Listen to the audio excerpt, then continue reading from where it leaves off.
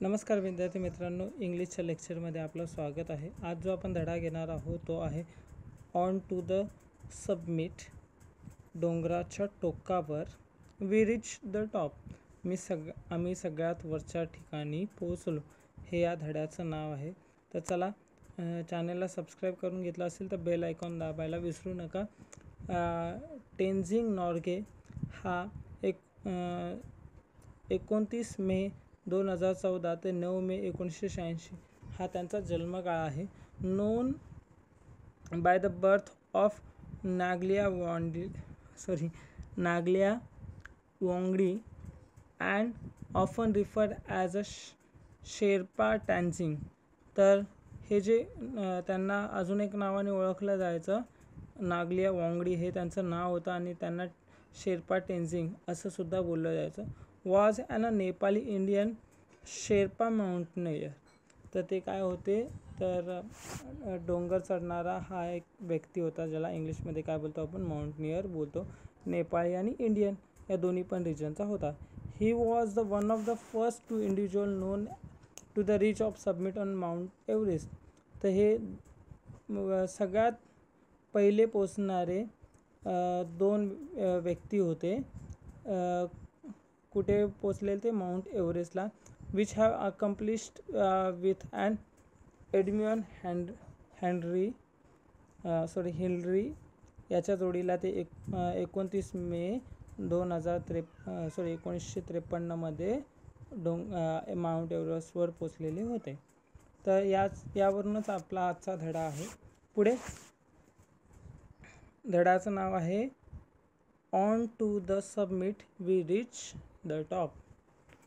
Wien we left a camp 9 on a Friday morning. ज्या वेळेला आम्ही कॅम्प 9 फ्रायडेला किंवा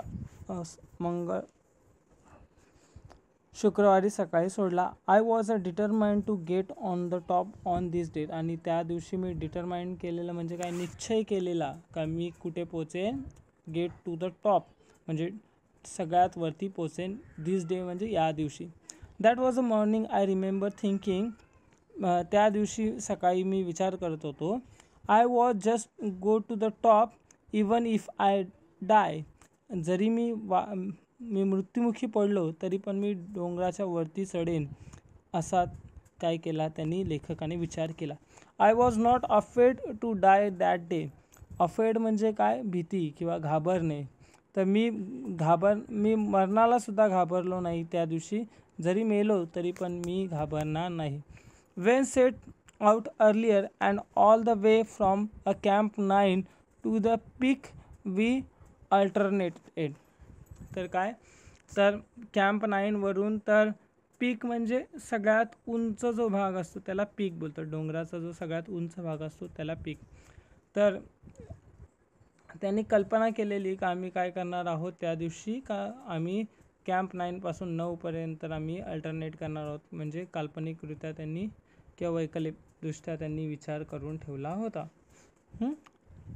पुढे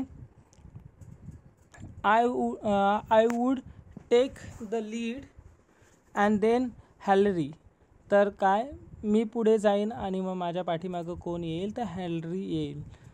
the man who follow when a climbing was and difficult job both in a climbing up and climbing down. तर हा जो व्यक्ती होता, द मॅन हू फॉलो म्हणजे काय, तर एका पाठीमागं एक फॉलो करतो बघा, बोलतो त्यांनी मला फॉलो केला अशा पद्धतीने. When a climbing was difficult job, काय कठीण काम आहे ते. Both in climbing up and climbing down, वरती चढणं आणि खाली उतरणं, ह्या दोन्ही गोष्टी काय होत्या, कठीण होत्या. ही इज अँड जस्ट अँकर. अँकर म्हणजे जहाजाचा तो असा ह्या असतो बघा. अँकर म्हणजे काय, तो ज्या ठिकाणी दटला त्याच ठिकाणी दटून राहतो, तो कुठे हलत नाही.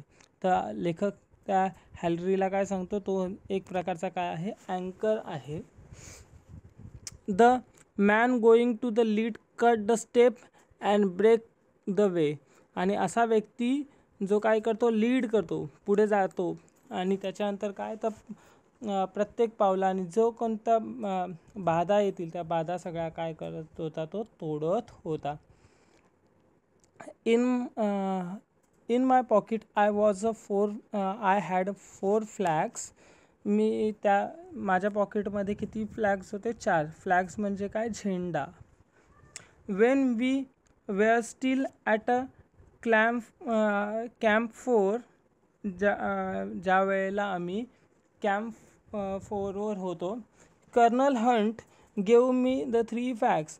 जो कर्नल हंट होता त्यांनी मला किती फ्लॅग्स दिले? 3. म्हणजे त्यांनी 3 झेंडे दिले. दोज आर द ब्रिटेन म्हणजे इंग्लंडचा एक होता, युनायटेड नेशन्सचा होता, UN ची सिक्युरिटी काउन्सिल माहीत आहे त्याचा, आणि एक कोणाचा होता? नेपाळचा होता. असे 3 फ्लॅग्स त्याला दिलेले. He charge me with the duty of planting them on the top of the world. आणि त्यांनी मला काय सांगितलेलं? त्यांनी मला चार्ज केलं म्हणजे त्यांनी मला सांगून ठेवलेलं का माझी ड्युटी काय आहे? प्लांटिंग म्हणजे तिथे लावणे. हे जे 4 झेंडे आहेत ते जगाच्या सगळ्यात उंच ठिकाणी तुला काय करून यायचे? लावायचे. कारण की माउंट एव्हरेस्ट काय जगातला सगळ्यात उंच डोंगर आहे. These 3 flags in your care. तर हे जे 3 झेंडे आहेत ते तुझ्या काळजीत किंवा तुझ्याकडे सुखरूप ठेव. ही सेड म्हणजे कोण? कर्नल हंटनी त्यांना सांगितलं. When you and Henry reach to the top put them at the peak. तर ज्या वेळेला तू आणि हेनरी डोंगराच्या वरती पोचाल त्यावेळेला पुट म्हणजे ठेवा, पीक म्हणजे डोंगराच्या सगळ्या डोक्यावर किंवा उंचावर ठेवा. I am sure that you and Henry are going to it म्हणजे गोइंग टू डू इट. तुम्ही हे करालच अशी खात्री आहे, असं कर्नल म्हणाला. I told to colonel Hunt that I have carrying an Indian flag with me. आणि त्याच जोडीला आय म्हणजे कोणी? हा जो आपला लेखक आहे त्यांनी त्यांना सांगितलं का मी माझ्या जोडीला, कॅरिंग म्हणजे काय? कॅरी बॅग असते बघा. कॅरी बॅग म्हणजे काय? तर एक ठिकाणाहून दुसऱ्या ठिकाणी. तर कॅरी म्हणजे वाहून नेणे असा कॅरीचा अर्थ होतो. Carrying an Indian flag with me and I would like to be on a top with the other flags. आणि मी ज्या वेळेला तिकडे डोंगरावर सगळ्यात उंच पोहोचेन त्यावेळेला मी इतर झेंड्यांच्या जोडीला हा झेंडा पण लावेन, असं लेखक त्या कर्नलला सांगतो.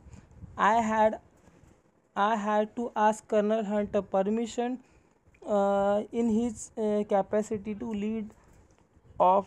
Leader of an expedition. तर काय ती जी मोहीम होती डोंगरावर चढायची त्याला कर्नल हंट कोण होता? तर मुख्य व्यक्ती होता किंवा लीडर होता. त्यामुळे मी कोणाची परमिशन घेतली? याची हंटची परमिशन घेतली. Indian flag. Colonel Hunt said that by all mean I glad to know that you brought and Indian flag. तर तुम्ही भारताचा पण झेंडा घेऊन आला याबद्दल मला काय झालेलं आहे? ग्लॅड म्हणजे आनंद झाला आहे. पुढे after 1 hour of steady going. Steady म्हणजे काय? स्थिर जी चढण असते ती तिच्यावर काय तर चढत होते ते लोक.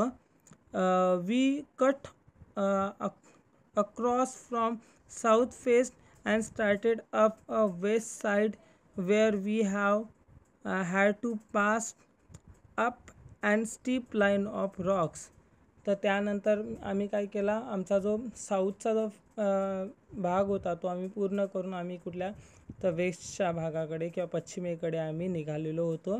तिथे आम्ही काय आम्हाला अजून काय तर स्टीप म्हणजे अजून सरळ असं, स्टीपला सरळ असं बोलतात किंवा उभा असणारा जो भाग असतो त्याला इंग्लिशमध्ये स्टीप लाईन ऑफ रॉक्स तिथे होते. These war slow and difficult.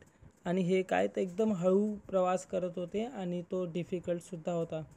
Once we have clear these. आणि आम्ही ज्या वेळेला हा जो वेस्टचा म्हणजे पश्चिमेचा जो डोंगराळ भाग होता तो आम्ही पार केल्यानंतर दगडीचा भाग, there were the nothing bringing our way to the top but a snow cover incline. आणि त्यानंतर मग काय तर आमच्या मध्यभागी कोणत्याही पद्धतीचा अडथळा तो डोंगर ते दगडाळ भाग पार केल्यानंतर नव्हता. Sloping less and less as near top. फक्त काय होतं स्नो म्हणजे काय बर्फ, ठीक आहे. आणि इन्क्लाइन म्हणजे उतार. तर ज्या वेळेला ते डोंगराच्या वरती पोचले त्यावेळेला काय तर तिथे फार सारा बर्फ त्या डोंगरावर तिथे पडलेला होता. आणि तो काय जसा आम्ही वरती जात होतो तसा तो आणखीन कमी कमी कमी कमी होत होता. These last 60 or 17 feet up to the top were not very dangerous. These last 60 or 70 feet up to the top were not very dangerous. हे जे शेवटची जी 60-70 पावलं होती ती एवढी भयानक किंवा घातक नव्हती. But we kept up same steady space. आम्ही जास्त वेगाने गेलो नाही. तो जो आमचा वेग होता, पेस म्हणजे काय वेग, तर आणि स्टेडी म्हणजे सारखाच किंवा स्थिर, तर त्याच वेगाने आम्ही काय तर वरती चढत होतो. And we reach the small and pattern summit along together. आणि जो फ्लॅट म्हणजे सरळसा जो भाग असतो तो डोंगराचा तिथपर्यंत. सबमिट म्हणजे मी तुम्हाला सांगितलं the highest point of the hill or mountain. डोंगराचा सगळ्यात उंचचा जो भाग असतो त्याला काय बोलतो आपण, सबमिट बोलतो. During the last 50 to 60 feet from the peak, Hillary and I were moving about 20 feet apart. आणि हॅलरी आणि मी दोघे जण काय तर सारख्याच 20 पावलांच्या अंतरावर एक सारखेच आम्ही दोघे जण जात होतो. We were tie together with a rope. We tie म्हणजे बांधून घेणे, लक्षात घ्या. टुगेदर म्हणजे जोडीला. रोप म्हणजे रश्शीने आम्ही काय ते एकमेकांना बांधून घेतलं होतं. Most of the time the rope was loose. खूप वेळेला ही जी रश्शी होती ती काय होती, थोडीशी लूज होती. But when we were over a dangerous ground. आणि मग ज्या वेळेला आम्ही त्या भयानक डोंगरावर वरच्या बाजूला पोचलो, ग्राउंडवर पोचलो, वी ड्रो इट टाउट. हा टाईटचा भूतकाळी रूप आहे. तर मग आम्ही काय केली, ती जी रश्शी होती ती टाईट करून घेतली. दिस रोप वॉज अ सिम्बल. ही जी रोप आहे ती काय होती, आमची सिम्बल होती. It tied us together. आणि हिने काय तर आम्हाला दोघांना एकत्र बांधून ठेवलेलं. One could not be move without other. एक व्यक्ती एक दुसऱ्याशिवाय काय तर जाऊ शकत नव्हता. We were not two individual but as a team. आणि आम्ही दोघे जण वेगळे नव्हतो, दोन्ही वेगळे व्यक्ती नव्हतो. इंडिव्हिज्युअल म्हणजे काय तर व्यक्ती नव्हतो, तर ॲज अ टीम म्हणून काय करत होतो, काम करत होतो. I have been asked many time. मला फार जण विचारतात, हू वॉज फर्स्ट, कोण पहिले गेला. When we were within reach of the summit, I did not think who was going to be first. आणि ज्या वेळेला मी डोंगरावर सगळ्यात वरती पोचलो त्यावेळेला माझ्या मनात विचारसुद्धा आला नाही का कोण पहिले जाईल. I am sure that the Hillary would not thinking that. आणि हॅलरी पण विचार करत नसेल का कोण पहिले, म्हणजे तो सुद्धा असा विचार करत नसेल का मी पहिले का जो आपला लेखक आहे तो पहिले जाईल.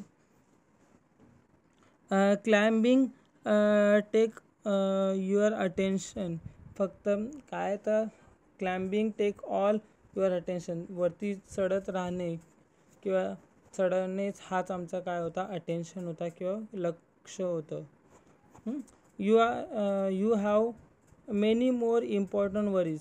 वरती पहिले कोण जाईल ह्यापेक्षा अजून महत्त्वाच्या गोष्टीची आम्हाला काय कळत होती, काळजी वाटत होती. वरीज म्हणजे काय, काळजी. What does it matter whether I reach to the top first or Hillary. काय त्याच्याने फरक पडला असता का मी किंवा हॅलरी कोण सगळ्यात वरती किंवा अगोदर जाईल. Our main thought was that the both of us reach to the top. आणि आमचा मुख्य ध्येय काय होता किंवा मुख्य विचार काय होता. मेन थॉट म्हणजे विचार. तर आमचा दोघांचा विचार होता का आम्ही डोंगरावर पोचू कसं, हा आमचा मुख्य काय होता, ध्येय होता. वी हॅड डू, तेच आम्ही केलं. We have to, one cannot to be cannot be done it alone. आणि दोघांपैकी कोणीही एकटा व्यक्ती हे करू शकत नव्हता. म्हणजे डोंगरावर चढण्यासाठी कोणीही एकटा हे करू शकत नव्हता, दोघांचीच त्यांना गरज होती असं लेखकाला आणि हॅलरीला वाटतं. If that was been a difficult one of the 100 feet between us. जर तिथे जर आमच्या दोघांमध्ये जर 1000 पावलांचा जर डिफरन्स असता, म्हणजे अंतर असतं, देन यू कुड make a climbing one he was the first. आणि जर आमच्यामध्ये 1000 पावलांचा जर अंतर असता तर तेव्हा सांगू शकला असतो तर हां तो पहिले गेला. But even then only a man behind him could confirm the distance between the two of them. आणि ते सुद्धा कोण सांगू शकेल, जो आमच्या पाठीमागे जो व्यक्ती होता तो सांगू शकेल का कोण पहिला आहे आणि कोण नंतर आहे. Then I reach to the Kathmandu. We discovered that a controversy had arisen. आणि ज्या वेळेला आम्ही काठमांडूला पोचलो, डोंगर चढून त्यांचं झालेलं, ते ज्या वेळेला खाली आले त्यावेळेला कॉन्ट्रोवर्सी झाली. कॉन्ट्रोवर्सी म्हणजे काय, विवाद झाला. डिस्कवर म्हणजे काय, तर शोध, त्यांना शोध किंवा सापडला असा अर्थ होतो. पण इथे काय, तर when we reach to the Kathmandu we discover that was a controversy had risen. तर ज्या वेळेला आम्ही काठमांडूला पोचलो तेव्हा आम्हाला लक्षात आलं, इथे डिस्कवरचा अर्थ लक्षात होणं असा होतो. हॅड अ कॉन्ट्रोवर्सी ॲज अरायझन, एक नवीन काय तर कॉन्ट्रोवर्सी झालेली आहे किंवा विवाद झाला. We walked it over Hillary and Colonel Hunt and I. आणि मग त्यानंतर काय, talk it over Hillary and Colonel Hunt and I. तर आम्ही त्यानंतर कर्नल हंट आणि मी आणि हॅलरी तिघंजणं आम्ही काय एकमेकांशी बोललो. I agreed that all the talk was childish. तर ही काय आहे, बाष्कळ किंवा बालिश गोष्टी आहेत. म्हणजे काय कॉन्ट्रोवर्सी किंवा काय विवाद झालेला तो त्याबद्दल ते तिघेजणं काय झाले, एकमेकांशी बोलले. So we made a pact. तर आम्ही काय ॲग्रीड केलं. पॅक्ट म्हणजे काय आहे, तर एक करार केला, तिघांनी आम्ही करार केला. And each of us sign it to the office of a prime minister of Nepal. आणि मग आम्ही काय केला, तर आम्ही तिघांनी काही एक करार केला, त्याच्यावर तिघांनी सह्या केल्या आणि काय तर प्राईम मिनिस्टरकडे दिल्या. Each one of a sign his own statement. आणि प्रत्येकाने काय तर स्वतःचे एक स्टेटमेंट किंवा एक विधान लिहून दिलं का अशा पद्धतीने डोंगरावर कोण कधी चढला, पहिले कोण चढला, दुसरा कोण चढला, ते त्यांनी त्याच्यावर काय केलं, लिहून दिलं. पुढे I had a copy of Hillary statement which I carried in my pocket. आणि माझ्याकडे काय तर हॅलरीची एक कॉपी होती, ती मी काय तर माझ्या पॉकेटमध्ये आणली होती. आणि इट रीड्स काठमांडूज जानेवारी 22, 1953. तर त्यांनी काय तर तीच काठमांडूचा जो हे होता, पत्र होता, त्यावर काय तर 22 तारखेला त्यांनी 22 जून 1983 काय 1953 काय करून दिलेली, लिहून दिली होती. आता काय इथे वाद झालेला, काय विवाद झालेला, त्याबद्दलची जी माहिती आहे ती आपण काय करूया, परवाच्या लेक्चरमध्ये घेऊया. तर हा लेक्चर तेवढा चांगला झाला नाही, थोडासा जरा डल झाला, पण बघू पुढच्या लेक्चरमध्ये मी जरा नीट घेण्याचा प्रयत्न करेन. ठीक आहे, ठेवतो.